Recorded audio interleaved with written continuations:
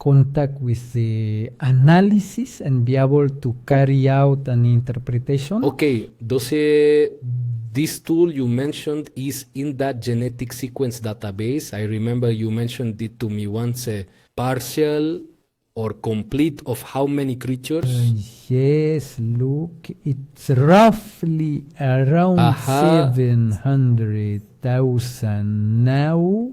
Kind regards. Sorry, it's like 70,000 creatures that have already been sequenced, and more than 700,000 the sequences of various organisms. Many of them can be of the same class, order, or family, including the same genus and many species. That's why they add up to more than nearly 700,000 of sequences and complete organisms. There are more than 70,000 among animals, plants, exactly, fungi, among fungi, from the simplest ones, viruses, then the bacteria, all the single-celled animals, protozoa, fungi, the plants, and all land vertebrates, basically animals. We already have a sequence of at least one representative of them, of all those taxa families and genera. So many people suddenly argue. So how is it that we venture to say no? Because the analysis doesn't match anything known. Well, we don't have to have the sequence of the 7 million. Because of those we don't know, we know their relative, and between it and the one we don't know, their DNA varies very little.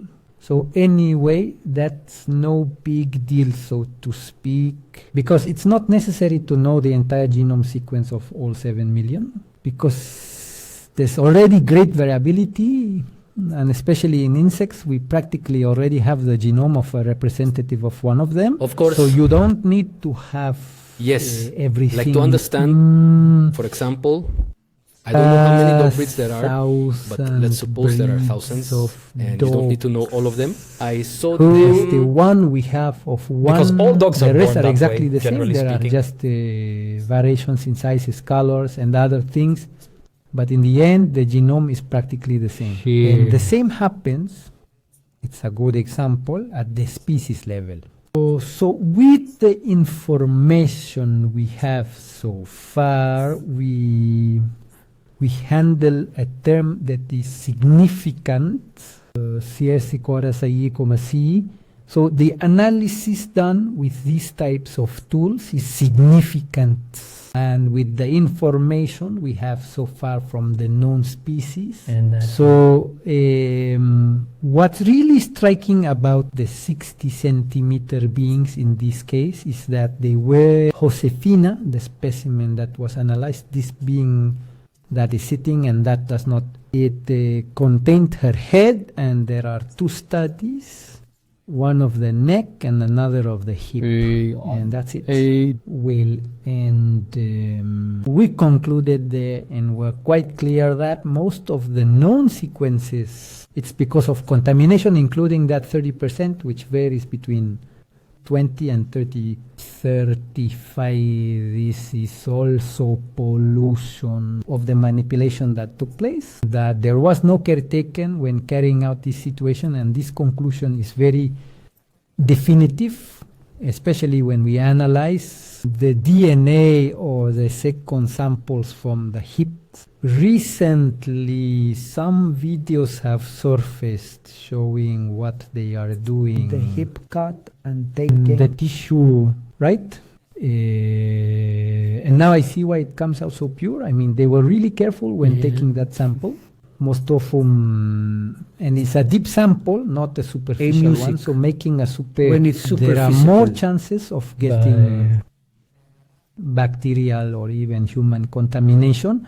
But when you take a deep sample, it's a tissue that isn't in contact with the environment, and therefore it's a pure tissue. Good morning. when you take this sample is not contaminated. There is no one in So, humanity. in that second reading, there is maybe- not a trace of human genomic DNA sequences. I mean, they have nothing to do with humans. No, not really. We had misinterpreted the initial readings we got Something was in right with the model. 2017, thinking that it had 30% of Dude, those readings. are Pollution. and this second sample, which is the purest, found up to 72% of unidentified reading sequences. That is, they are completely new DNA sequences for science. Let's see. I want to understand, Ricardo. This means these beings are not related to animals, plants, or bacteria or anything. Science has already documented. Exactly, Genetic breakthrough. that's right. Yes, and that is something I mentioned in my speech.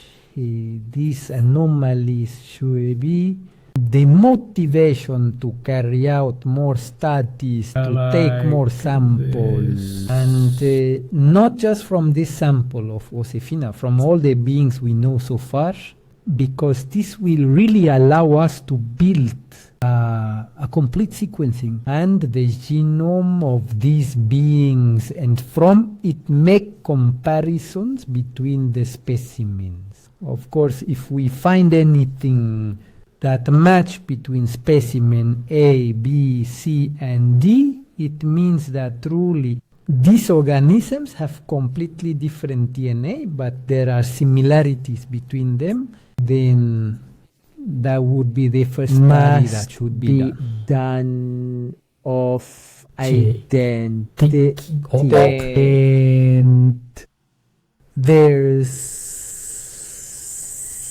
say so these are organisms, even though not they share an evolutionary scheme close to the living beings on this planet. Does not mean that these organisms don't have DNA.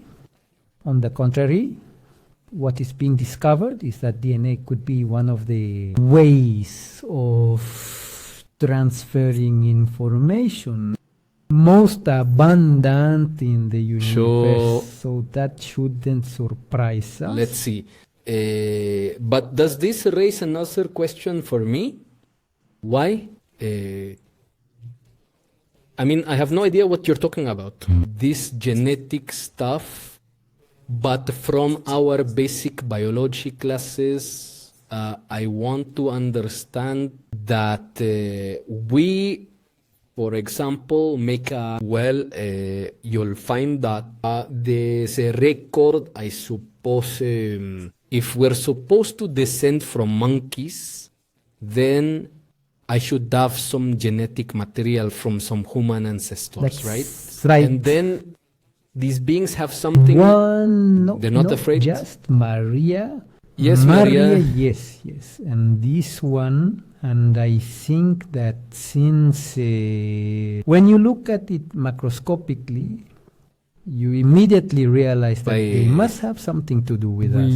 and except for The pterodactylia this and other characteristics, evidently, well, there we see a clear ancestry with hominids from a structural point of view. So this shouldn't really surprise us, because this aspect of ancestry could be verified when studying the reading sequences, also from Maria, which were also very clean. Also, that sample is beautiful. I mean, one can really see how these sequences, they fit perfectly into the yellow phylogenetic tree, from unicellular ancestors to hominids and even Homo sapiens. And this species, this specimen, Maria, does actually have information about Homo sapiens. it's like that But also When we conduct a genetic study, as you were saying, ancestral information will appear from when we split, from when the evolutionary line went towards humans and the evolutionary line towards chimpanzees. gorilla and orangutan. Okay. Yes. So there is a point common at the level and from the genetic biological clock, so to speak, it can be calculated between 3.5 to 5 million years that we had these ancestors, Yes, The everything. all primates. So obviously when I extract DNA from the hominid, from Homo sapiens, I will find a percentage of this genetic material that is also common in chimpanzees, orangutans, and wolverines. So this must come out. And when we analyze Maria's studies, it appears, this information appears, which is common in all of them. The most interesting thing is that the hominids continued evolving all this new information, this new genetic information that gives it the structural characteristics. Humans, well, there were new contributions, so these are modern genes that did not develop in the chimpanzee, the orangutan, or the gorilla. They already go their separate ways, but that doesn't mean these monkeys stopped evolving. They also developed new evolutionary innovations that are no longer present in humans because they are now specific to the species. About orangutans, chimpanzees, and gorillas, and it's only about them, and it's the information that allows us defining them by genus and species. Just like with humans, well, the interesting thing is that Maria has information from two branches that split into Pantroglodites and Pampaniscus into two species. Well, these two species have been observed. They can be hybrids. Their nature, They last, Okay. and there can be also good genetic exchange. This Homo sapiens around here, it must have hybridized with a being that in turn hybridized with Pampaniscus pantoglodites phase. between about 100,000 and 500,000 years ago. So now in Maria's genetic sequencing, these innovations appear. Okay. And Maria clearly shows that she is a hybrid between the modern pangenera between 200,000 and 500,000 years ago. goodbye, and us, human beings. But that could happen naturally. Goodbye. Well, first of all, these are old world monkeys. How did you get to Peru? Goodbye. That is the first question we have to ask ourselves, because these individuals, Pantroglodites and Pampaniscus, live only in Africa. Okay. This It is said they went extinct. and there they developed what we know as the chimpanzee, the Pampaniscus, the bonobo, which is the common name, and they live there, don't they? So this is the first question we need to ask ourselves: is how an old world hybrid got here. alphabetic one America, was seen in 1500 1506. years ago, and it hybridized as a human being. So that's what should really make us question. And above all, will this do more analysis, and not just that, Due to the but arrangement? also invite the community of geneticists, evolutionists, primatologists Goodbye. related to those processes for analysis, and especially for people who are seriously studying hybridization as a possible source of variability and the formation of new species, which is also a whole topic. It's a topic that has arisen since the 1970s, and that currently there is a leading expert in this field, Dr. Eugene McCarthy, which have been so revolutionary his theories regarding speciation through hybridization. Most scientific journals have stopped publishing it and had to set up his own website and publish his books independently because the evidence is really overwhelming that once again the classical science that has dogmas so entrenched in its own concepts, suddenly it doesn't allow. What about the other forms of thought and theories can escape? But here, the most important thing about Dr. McCarthy's work, so it is scientifically verifiable, something that hasn't been possible in the case of Darwin's theory, for example. Of course. And it has become deeply rooted in scientific thought. The theory is still a theory because data is analyzed, facts are analyzed, and it is formulated. But it cannot be scientifically reproduced. Honesty in the An name of the law. experiment. Dr. McCarthy's theories can indeed be reproduced But, in an but let me see. experiment, therefore that Yes. generates a big controversy. What's he doing? Goodbye. Like taking bits of genes from one species and then from No, another? and no, mixing no. them? Complete animals, different species have achieved hybrids between foxes and raccoons, for example, between the wolf, and in fact he starts to study the aspects of natural hybridization.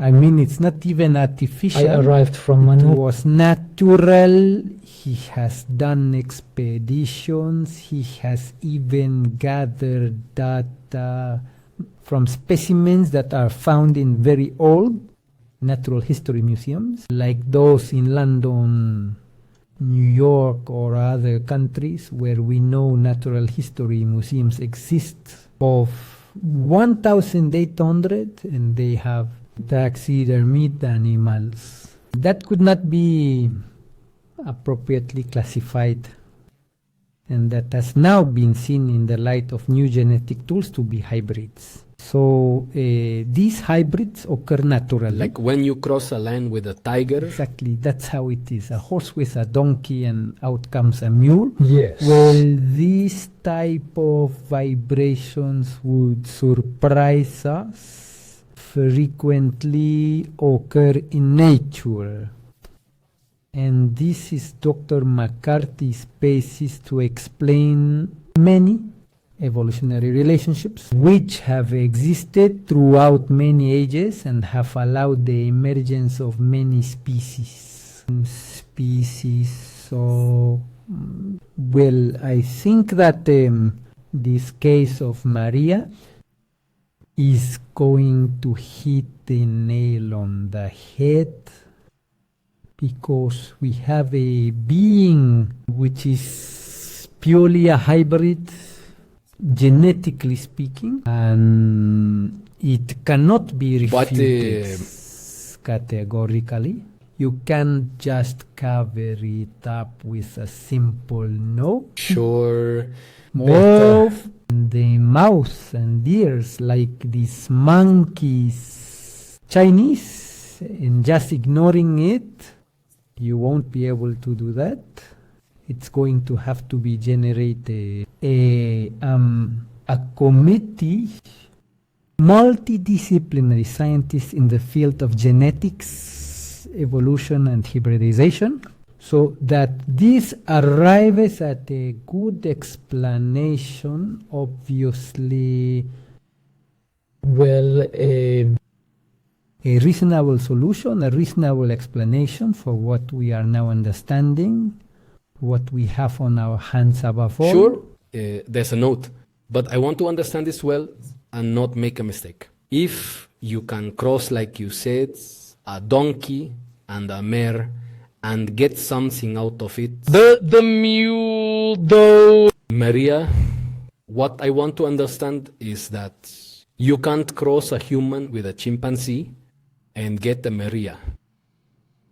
What happens if a human crosses with a chimpanzee? Would that work? Well, let me tell you that in 1928, the Bolsheviks, they supported one of the fathers of the assisted revolution, which is Dr. Ivanov, to actually conduct an experiment of a hybrid between a human and a chimpanzee. These are some of the most interesting things about hidden science, so to speak, which obviously wasn't known until after the Second Age of World War. When it loses these armies, many of these new files could be accessed, and this case became known, and it was, I mean, they already had women who had